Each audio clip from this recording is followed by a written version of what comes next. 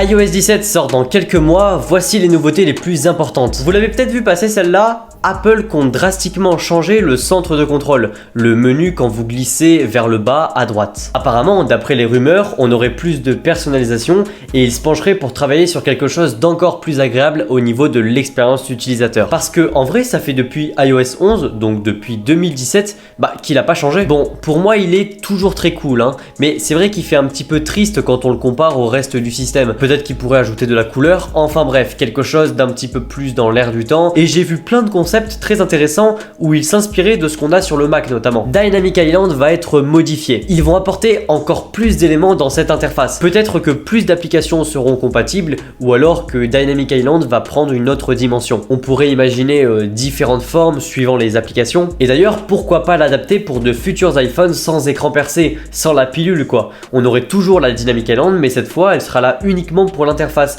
et non plus pour compenser une limitation technologique. Et il y a certaines rumeurs que je trouve très logiques qui disent que Siri pourrait être intégré à Dynamic Island. Parce que c'est vrai que j'ai du mal à comprendre pourquoi il est en bas quand il peut être directement dans cette encoche. Ce serait largement plus pertinent. Les widgets vont évoluer. Ça, c'est vraiment un truc que j'attends de voir parce que c'est vrai que depuis leur sortie en 2020 sur iOS 14, ils ont pas changé. Et moi, je les utilise d'ailleurs jamais parce que j'ai vraiment du mal à leur trouver un intérêt. Et bien là, ils devraient normalement être dynamiques avec par exemple des boutons, des curseurs, enfin bref, on aurait enfin une véritable expérience plutôt qu'un simple affichage. Ça, c'est une nouveauté qui va vraiment plaire à ceux qui aiment ce système sur Android. C'est la possibilité de télécharger des applications sans qu'elles viennent de l'App Store. Alors, techniquement, on pouvait déjà le faire, mais là, ce serait vraiment plus facile. Exactement comme ce que l'on retrouve sur Android.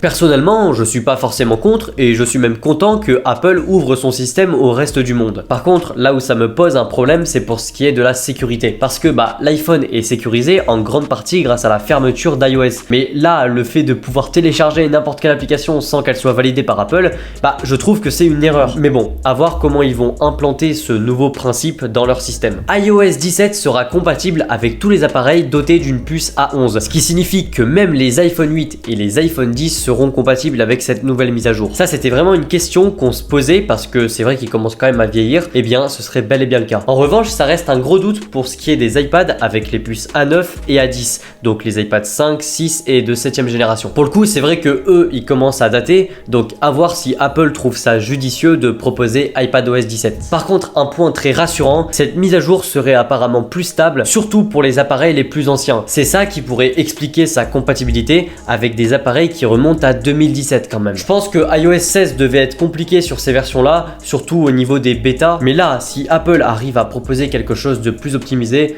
je trouve ça vraiment génial. En tout cas, je m'incline devant cette démarche de proposer des appareils toujours plus durables au fil des années. iOS 17 sera présenté à la WWDC 2023 aux côtés des autres systèmes. iPadOS 17, macOS 14, watchOS 10 qui devraient recevoir une mise à jour majeure et normalement, on l'espère, Apple devrait présenter le Apple Reality Pro, le casque de réalité augmentée. Si ça vous intéresse, j'en ai fait une vidéo que vous pouvez retrouver juste ici.